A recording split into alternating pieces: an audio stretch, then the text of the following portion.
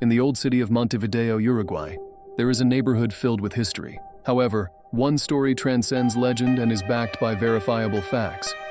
This story is supported by numerous 911 calls and countless testimonies collected throughout the 20th and 21st centuries from both residents and officials. Given the small population of just over 12,000 people, these events are extraordinary. In the old city, it's common for residents to warn newcomers to securely lock their doors at night. This advice seems justified, even in a relatively quiet city like Montevideo. However, this warning isn't about crime prevention, but something far more disturbing. It originates from a true story that has since become a local legend. In the early 19th century, Esteban García was the only child of a working-class immigrant family in the old city. His father, Don Carlos Garcia, a Spanish immigrant, worked as a dock worker in the port, often absent for long hours due to the challenging nature of his work. His wife, Maria, cared for young Esteban, performing miracles with the meager income her husband earned. Maria was a loyal wife, but in her youth she was torn between two loves: Carlos, the Spaniard she married, and Antonio, an Italian grocer. She flirted with both, but in the end, she gave her heart to Carlos. However, as the saying goes, where there was fire, ashes remain.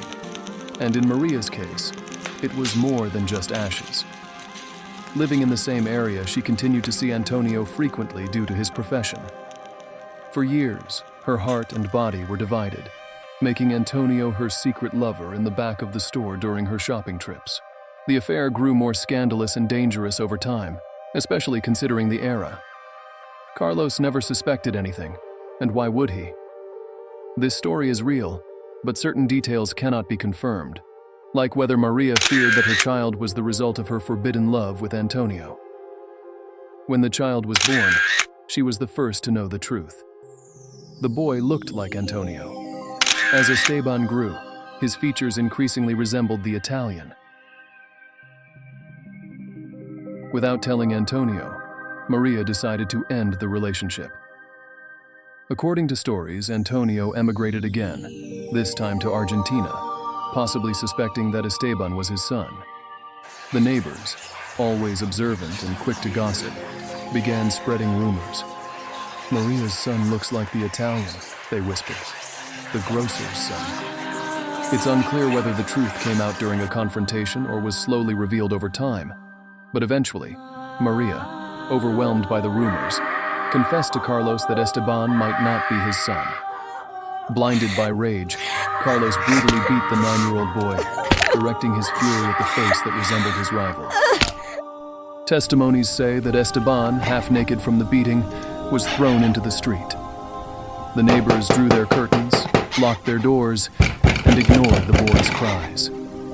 Esteban tried to return to his home, but Carlos had locked the door. Shivering from the cold, the boy went from door to door, knocking and begging for help, but no one opened their doors.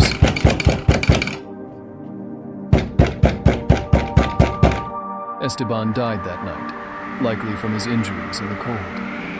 The next day, Carlos and Maria claimed that he had run away during the night and had been assaulted by criminals.